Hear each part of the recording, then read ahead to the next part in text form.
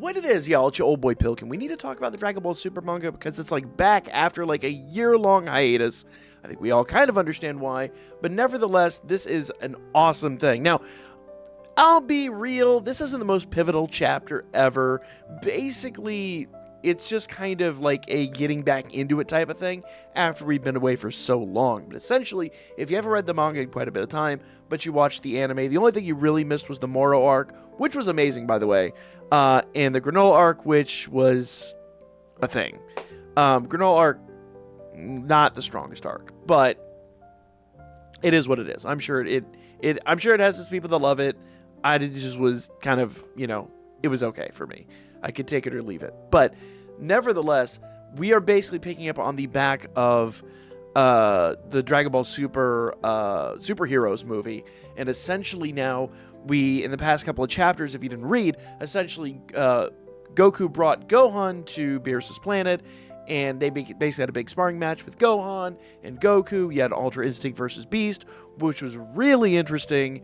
And then basically you had a free-for-all. A bunch of people like faced off against each other, up to and including Broly, who's now learning to control his Super Saiyan form. So we're on the back of all that. Now, don't expect anything super pivotal out of this, because this chapter really just kind of, like I said, is kind of a jumping off point for the Goten and Goten and Trunks story.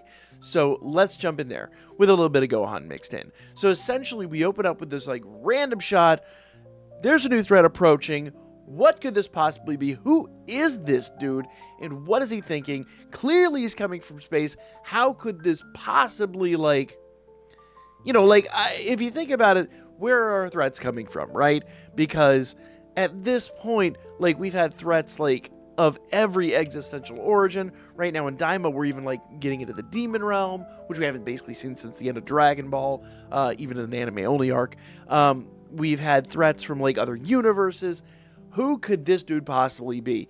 And this dude shows up and he just starts literally spreading smelly gunk. That's his whole thing. He's just have some goo. And everyone's kind of oh, it smells. Oh, it's terrible.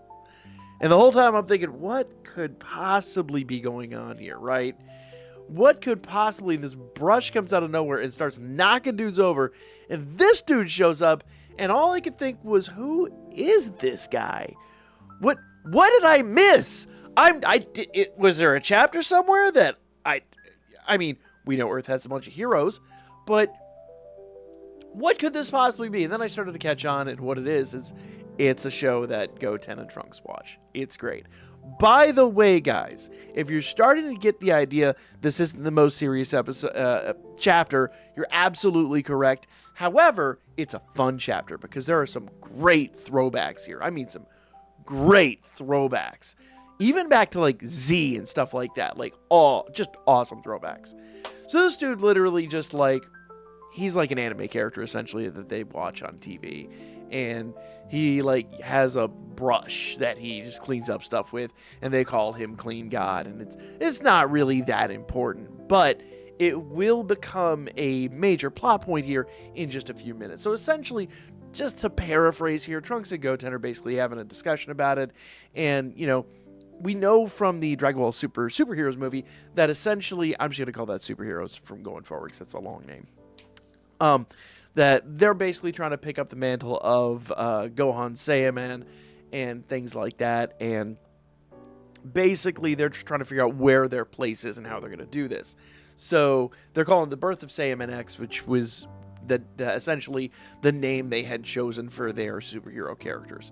And they're on a school field trip to this museum. Now, I love the shot of the museum here. So if you go back and you remember back to Dragon Ball Z, going back to the arc where they're all basically in the afterlife, and they talk about I can't remember his name for the life of me. It's just terrible. But there was I'm sure somebody's gonna roast me in the comments for it. Go for it. It was a long time ago I watched that series, and even I think he had a dub name if I recollect. I don't even think they used his regular Japanese name. But anyway, there's that Hercules looking dude who was basically in the afterlife training with Goku. There's actually a bunch of characters here in the in this hall of figures that are very familiar. They obviously have a statue here of Mutaito, which if you go back to Dragon Ball, you remember that was Roshi's original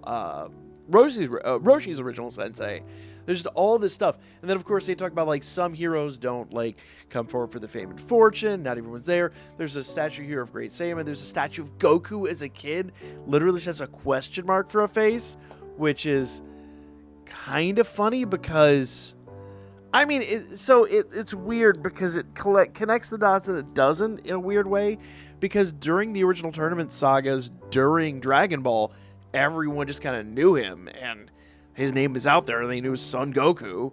And then by the time that, you know, that Cell rolls around, people have somehow just forgotten he's a thing.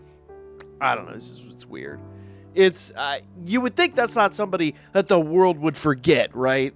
But I don't know. It's a thing. So they've got basically all these crazy heroes here. And Goten and Trunks are kind of like trying to figure out what they're going to do. What is our name going to be? How are we going to... And everyone's like, oh, why do heroes wear a mask? Oh, because it looks cool. No, they don't really understand. They don't get it. And while all this is going down and they're just having like lunch on their field trip, basically they're filming the movie version of that show that they were watching. And all basically this stuff is just going down over here on the side. Very coincidental, but... You know, it's Dragon Ball. Don't overthink it, right? In the middle of all this, while everyone's just kind of doing their thing, you see this dude start to steal all the cosplay stuff from the people randomly watching the filming of the show. And then these dudes, like, basically just kind of try to take over and try to, like, more or less hijack the whole thing. I don't know. There's not really a lot of explanation about what they were really, truly after. I mean... It said here that they stole an artifact from the museum, but then they just kind of do some other weird things. I don't know. It's a thin plot, but, you know, whatever. Like, most of these side stories in Dragon Ball tend to have really weak plots. And really, the whole point of this is overarching, like, trying to explain other stuff. But on all this dude takes Trunks as a hostage. Like, what are you thinking? I mean, I know he doesn't know. He has no idea. How could he? Except... the fact that Bulma's, like, really super, like, well-known? You'd think her family would be well-known? I mean... Not a lot of kids out there with lavender hair or, you know, whatever, but hey, it is what it is, right? So, this dude takes Trunks hostage, and obviously Trunks just wipes him out. Just absolutely destroys him. And everyone's like, old boy gotta poop. I guess you just, you know, it overcame him at the moment. Sometimes you just gotta go, you know? And Clean God happens to just be like, stand back, child. I will handle this. And dude just, keep going the wrong way here. Dude just wrecks out the bad guys. Like, wipes him out. And the whole time Trunks is like, what? So he's actually strong? Like, he's actually a guy? Like, mixed signals much? And I love the conversation they have because, like, after all this is going down, these people take a bunch of hostages, and he's like, show your face. And there's this whole moment where he's like, do you know why heroes wear masks? It's not just to look cool, which was the whole thing they were saying before, but it's to hide their secret identities. And so he, like, saves the day, and he's having this whole talk with Trunks about not being a hero without wearing a mask because you can endanger your friends and family. Of course, the guys he's running off, he's like, oh, unalive your whole family. Grrr! But even we as the reader, like, typically in Dragon Ball stories, we're a fairly omniscient reader, right? But here we don't even know that the Clean God's true identity. We have no idea who this guy actually is. And we find out eventually, but it's literally not till the very end here. And it's really to prove a point, and the whole thing here is it's to teach Trunks and, because he even talks about here, oh, don't you have people you want to protect? And there's his whole family and all his friends from school, those new characters they introduced last year, and of course Mai, who he's got a huge crush on, and we already know how that's going to play out. Yeah, so he's like, you want to protect those people, don't be out in the open about it and all this.